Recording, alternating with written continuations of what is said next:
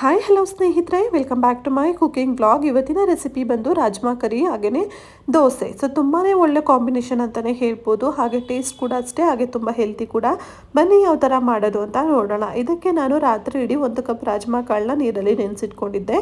Next day morning ನಾನು ಇದನ್ನ ಚೆನ್ನಾಗಿ ವಾಶ್ ಮಾಡಿಕೊಂಡು ಒಂದು ಕುಕ್ಕರಲ್ಲಿ ಹಾಕ್ಬಿಟ್ಟು ಅದಕ್ಕೆ ಮುಳುಗೋಷ್ಟು ಅಂದರೆ ಕಾಳು ಮುಳುಗೋಷ್ಟು ನೀರನ್ನು ಹಾಕಿ ರುಚಿಗೆ ತಕ್ಕಷ್ಟು ಉಪ್ಪು, ಸದ್ಯಕ್ಕೆ ಇವಾಗ ಕಾಳು ಬೇಯಲಿಕ್ಕೆ ಎಷ್ಟು ಬೇಕೋ ಅಷ್ಟನ್ನು ಹಾಕಿಬಿಟ್ಟು ಲಿಡ್ನ ಕ್ಲೋಸ್ ಮಾಡಿ ಇವಾಗ ಇದನ್ನ ಚೆನ್ನಾಗಿ ಬೇಯಿಸ್ಕೊಳ್ತೀನಿ.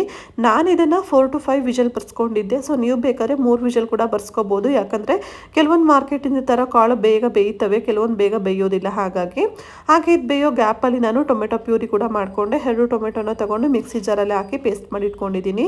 ನಂತರ ಇಲ್ಲಿ ಕುಕ್ಕರ್ ಲಿಡ್ನ ಕೂಡ ಇವಾಗ ಓಪನ್ ಮಾಡಿ ನೋಡ್ತಾ ಇದ್ದೀನಿ ಕಾಳು ಎಷ್ಟು ಮಟ್ಟಿಗೆ ಬೆಂದಿದೆ ಅಂತ ಹೇಳಿ. ಇವಾಗ ನೋಡ್ತಾ ಇರ್ಬೋದು ನನ್ನ ಕಾಳುಗಳನ್ನ ಈ ಥರ ಪ್ರೆಸ್ ಮಾಡಿದಾಗ ಏನು ವಿತೌಟ್ ಅಂದರೆ ಜಾಸ್ತಿ ಫೋರ್ಸ್ ಮಾಡಿದೆ ಅದು ಆರಾಮಾಗಿ ಈ ಥರ ಮೆತ್ತಗಾಗಿರುತ್ತೆ ಅಲ್ವಾ. ಸೊ ಅಷ್ಟಾದರೆ ನಮಗೆ ಸಾಕಾಗ್ಬಿಡುತ್ತೆ. ಇವಾಗ ಇದಕ್ಕೆ ನಾವು ಒಗ್ಗರಣೆಗೆ ಹಾಕ್ಕೋಬೇಕು. ಅದಕ್ಕೋಸ್ಕರ ಒಂದು ಬಾಣಲೆನ ಇಟ್ಕೊಂಡು ಅದಕ್ಕೆ ಸ್ವಲ್ಪ ಎಣ್ಣೆ ಹಾಕಿ ಹಾಗೆಯೇ ಜೀರಿಗೆನ ಹಾಕ್ಕೊಳ್ತಾ ಇದ್ದೀನಿ. ಜೀರಿಗೆ ಒಂದು ಅರ್ಧ ಟೇಬಲ್ ಸ್ಪೂನಷ್ಟು ಹಾಕಿದ್ದೀನಿ. ಹಾಗೆ 2 ಮೀಡಿಯಮ್ ಸೈಜ್ ಈರುಳ್ಳಿನ ಚಿಕ್ಕದಾಗಿ ಕಟ್ ಮಾಡಿ ಕೂಡ ಹಾಕ್ಕೊಳ್ತಾ ಇದ್ದೀನಿ. ಇವಾಗ ಈರುಳ್ಳಿ ಟ್ರಾನ್ಸ್ಪರೆಂಟ್ ಆಗೋವರೆಗೂ ಈರುಳ್ಳಿಯನ್ನು ಚೆನ್ನಾಗಿ ಫ್ರೈ ಮಾಡ್ಕೋಬೇಕಾಗುತ್ತೆ.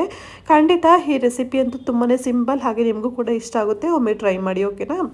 ಇವಾಗ ನಾನು ಇದಕ್ಕೆ 1 ಟೇಬಲ್ ಸ್ಪೂನಷ್ಟು ನಾನು ಶುಂಠಿ ಬೆಳ್ಳುಳ್ಳಿ ಪೇಸ್ಟನ್ನು ಹಾಕ್ಕೊಳ್ತಾ ಇದ್ದೀನಿ. ಅದಾಗಿದ ನಂತರ ನಾವು ಆವಾಗಲೇ ತಯಾರು ಮಾಡಿ ಇಟ್ಕೊಂಡಂತಹ ಟೊಮೆಟೊ ಪ್ಯೂರಿನ ಕೂಡ 1 ಕಪ್ ಹಾಕ್ಕೊಳ್ತಾ ಇದ್ದೀನಿ. ಈಗ ಟೊಮೆಟೊ ಪ್ಯೂರಿ ಹಾಕಿರೋದ್ರಿಂದ ಅದು ಹಸಿ ವಾಸನೆ ಇರುತ್ತೆ ಅಲ್ವಾ, ಸೊ ಅದೆಲ್ಲ ಹೋಗಬೇಕು ಅಲ್ಲ. ಹಾಗಾಗಿ ನಾನು ಇದನ್ನು ಮತ್ತೆ ಇದರಲ್ಲಿ ಹೈ ಫ್ಲೇಮ್ ಇಟ್ಕೊಂಡು ಎಣ್ಣೆಯಲ್ಲಿ ಚೆನ್ನಾಗಿ ಫ್ರೈ ಮಾಡ್ಕೊಳ್ತಾ ಇದ್ದೀನಿ.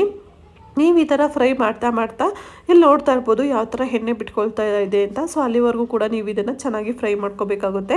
ಇವಾಗ ಖಾರಕ್ಕೆ ನಾನಿಲ್ಲಿ ಖಾರದ ಪುಡಿನ ಹಾಕ್ಕೊಳ್ತಾ ಇದ್ದೀನಿ. ನಾನಿಲ್ಲಿ 1/4 ಟೇಬಲ್ ಸ್ಪೂನಷ್ಟು ಹಾಕ್ಕೊಂಡಿದ್ದೀನಿ.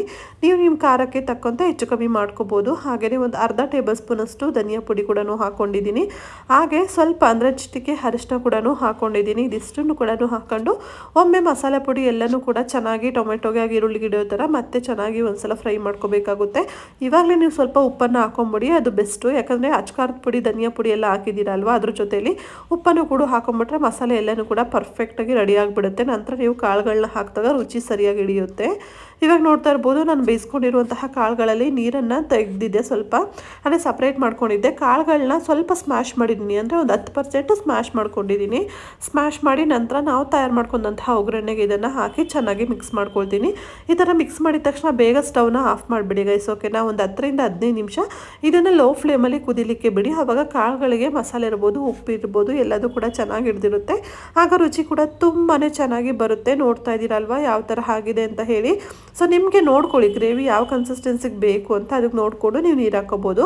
ಆ್ಯಕ್ಚುಲಿ ಇವಾಗಿರೋ ಕನ್ಸಿಸ್ಟೆನ್ಸಿ ನನಗೆ ದೋಸೆಗೆಲ್ಲ ಓಕೆ ಅಂತ ಅನಿಸುತ್ತೆ. ಇವನ್ ನಾನು ಇದನ್ನ ರೈಸ್ ಜೊತೆ ಕೂಡ ತಿಂದಿದ್ದೀನಿ. ಕಾಂಬಿನೇಷನ್ ಅಂದರೂ ಸಖತ್ತಾಗಿತ್ತು, ತುಂಬಾ ಟೇಸ್ಟಿಯಾಗಿ ಬಂದಿತ್ತು ಅಂತಲೇ ಹೇಳ್ಬೋದು. ಆಗ ಲಾಸ್ಟಲ್ಲಿ ಇವಾಗ ನಾನು ಕೊತ್ತಂಬರಿ ಸೊಪ್ಪನ್ನ ಹಾಕ್ಬಿಟ್ಟು ಮತ್ತೆ ಒಂದು 2 ನಿಮಿಷ ಕುದಿಸಿ ಸ್ಟವ್ನ ಆಫ್ ಮಾಡ್ಕೊಳ್ತೀನಿ. ಸೊ ತುಂಬಾ ರುಚಿಯಾಗಿ ಬರುತ್ತೆ ಸ್ನೇಹಿತರೆ. ನಾನು ಪದೇ ಹೇಳ್ತಾ ಇದ್ದೀನಿ, ಅಂದರೆ ನಾನು ಇದನ್ನ 3rd ಟೈಮ್ ಟ್ರೈ ಮಾಡಿದ್ದು, ಹಾಗಾಗಿ ಹೇಳ್ತಾ ಇದ್ದೀನಿ ಅಷ್ಟು ಚೆನ್ನಾಗಿ ಬರ್ತಾ ಇತ್ತು ಅಂತ. ಇದ್ರ ಜೊತೆ ಕಾಂಬಿನೇಷನ್ ಆಗಿ ನಾನು ಕಡಲೆಕಾಳು ದೋಸೆನ ಮಾಡ್ಕೊಂಡಿದ್ದೆ. ಏನಿಲ್ಲ, ಕಡಲೆಕಾಳು ಹಾಗೆ ಅಕ್ಕಿ ಎರಡನ್ನೂ ಕೂಡ ಈಕ್ವಲ್ ಕ್ವಾಂಟಿಟಿಯಲ್ಲಿ ರಾತ್ರಿ ಇಡೀ ನೆನೆಸಿಟ್ಟಿದ್ದೆ. ನೆಕ್ಸ್ಟ್ ಡೇ ಬೆಳಗ್ಗಿದ್ನ ಮಿಕ್ಸಿ ಜಾರ್ಗೆ ಹಾಕ್ಕೊಂಡು ಇದ್ರ ಜೊತೆ 1-2 ಒಣಮೆಣಸಿನ್ಕಾಯಿ, ಸ್ವಲ್ಪ ಜೀರಿಗೆ ಹಾಗೆ ಶುಂಠಿ ಕೂಡ ಹಾಕಿ ನೀರನ್ನು ಹಾಕಿ ನಾರ್ಮಲ್ ಆಗಿ ರುಬ್ಕೊಂಡು ಬಂದರೆ ಆಯಿತು. ಇನ್ನು ನಾರ್ಮಲ್ ಸ್ವಲ್ಪ ದೋಸೆ ಕನ್ಸಿಸ್ಟೆನ್ಸಿ ಬರಬೇಕಲ್ವ, ಹಾಗಾಗಿ ನೀರನ್ನು ಹಾಕ್ಕೊಂಡು ಜೊತೆಲಿ ಉಪ್ಪನ್ನು ಕೂಡ ಹಾಕ್ಕೊಂಡು ಚೆನ್ನಾಗಿ ಕನ್ಸಿಸ್ಟೆನ್ಸಿ ಬಂದರೆ ಆರಾಮಾಗಿ ನೀವು ಇನ್ಸ್ಟೆಂಟಾಗಿ ದೋಸೆನ ಮಾಡ್ಕೋಬೋದು. ಎರಡೂ ಕೂಡ ಬೆಟರ್ ಕಾಂಬಿನೇಷನ್ ಅಂತಲೇ ಹೇಳ್ತೀನಿ ಗೈಸ್. ಯಾಕೆ ಅಂತಂದರೆ ತುಂಬಾ ಟೇಸ್ಟಿ ಇರಬೇಕು, ಹಾಗೆ ಹೆಲ್ತಿ ಆಪ್ಷನ್ ಕೂಡ ಬ್ರೇಕ್ಫಾಸ್ಟಿಗೆ, ಹಾಗೆ ಕಮ್ಮಿ ಸಮಯದಲ್ಲಿ ಕೂಡ ಹಾಕಬೇಕು ಅಂತ ಹೇಳಿ ಆಪ್ಷನ್ ತೊಗೊಂಡಾಗ ಇದು ಬೆಸ್ಟ್ ಅಂತ ನನಗನ್ಸುತ್ತೆ. ಇವಾಗ ನೋಡ್ತಾ ಇದ್ದೀರಲ್ವ ಕಡಲೆಕಾಳು ದೋಸೆಗೆ ನಾನಿಲ್ಲಿ ರುಬ್ಕೊಂಡು ಸ್ವಲ್ಪ ಉಪ್ಪನ್ನು ಹಾಕಿ ಇದನ್ನು ಹಿಟ್ಟನ್ನ ತಯಾರು ಮಾಡ್ಕೊಳ್ತಾ ಇದ್ದೀನಿ. ಸ್ವಲ್ಪ ನೀರನ್ನು ಹಾಕಿ ನಾರ್ಮಲ್ ದೋಸೆ ಹಿಟ್ಟು ಯಾವ ಕನ್ಸಿಸ್ಟೆನ್ಸಿಗೆ ಇರುತ್ತಲ್ವ ಸೇಮ್ ಅದೇ ಕನ್ಸಿಸ್ಟೆನ್ಸಿಗೆ ಅಡ್ಜಸ್ಟ್ ಮಾಡಿಕೊಂಡು ಇದನ್ನ ಒಂದು 10 ಮಿನಿಟ್ಸ್ ಅಥವಾ 5 ಮಿನಿಟ್ ರೆಸ್ಟಲ್ಲಿ ಇಡಬೇಕಾಗುತ್ತೆ. ಅದಾದ ನಂತರ ನೀವು ದೋಸೆನ ಹಾಕೊಂಡ್ರೆ ನೋಡ್ತಾ ಇರ್ಬೋದು, ನಾನು ನಿಮಗೆ ತೋರಿಸ್ತಾ ಇದ್ದೀನಿ. ನಾನು ದೋಸೆ ಹಾಕಿರುವಂತಹ ಕ್ಲಿಪ್ಪಿಂಗ್ ಮಿಸ್ ಆಗ್ತಾ ಇದೆ, ಹಾಗೆ ದೋಸೆ ತೆಗೆಯೋದನ್ನ ತೋರಿಸ್ತಾ ಇದ್ದೀನಿ. ಅಂದರೆ ಕೆಲವೊಬ್ಬರಿಗೆ ಡೌಟ್ ಇರುತ್ತೆ, ಇದು ದೋಸೆ ಬರುತ್ತೋ ಇಲ್ವೋ, ಹಂಚಿಗೆ ಅಂಟ್ಕೋಬೋದು ಅಲ್ವಾ ಅಂತ ಹೇಳಿ. ಹಾಗಾಗಿ ನಾನಿಲ್ಲಿ ಬೆಳಗ್ಗೆ ಹೊತ್ತು ತುಂಬ ಟೈಮ್ ಇರಲ್ಲ ಗೈಸ್, ಹಾಗಾಗಿ ನಾನು ನಾನ್ ಸ್ಟಿಕ್ ಪ್ಯಾನ್ನ ಯೂಸ್ ಮಾಡ್ಕೊಂಡಿದ್ದೀನಿ. ನೋಡ್ತಾ ಇದ್ದೀರಲ್ವಾ. ಸೊ ದೋಸೆ ಪ್ಯಾನ್ ಕೂಡ ಅಷ್ಟೇ, ಏನು ಅಷ್ಟಾಗಿ ಅಂಟಿರಲಿಲ್ಲ. ಇದಾಗಿತ್ತು ಇವತ್ತಿನ ನನ್ನ ಹೈ ಪ್ರೋಟೀನ್ ಬ್ರೇಕ್ಫಾಸ್ಟ್ ರೆಸಿಪಿ ಅಂತಲೇ ಹೇಳ್ಬೋದು. ರೆಸಿಪಿ ಇಷ್ಟ ಆಗಿದ್ದಲ್ಲಿ ಪ್ಲೀಸ್ ಚಾನಲ್ನ ಸಬ್ಸ್ಕ್ರೈಬ್ ಮಾಡ್ಕೊಳ್ಳಿ, ವಿಡಿಯೋನ ಲೈಕ್ ಮಾಡಿ, ಹಾಗೆ ಇನ್ಯಾವ ಥರ ರೆಸಿಪಿಗಳು ಬೇಕು ಅಂತ ಕೂಡ ಕಮೆಂಟ್ ಸೆಕ್ಷನಲ್ಲಿ ಶೇರ್ ಮಾಡೋದನ್ನು ಮರಿಬೇಡಿ. Thank you so much for watching. Take care, bye.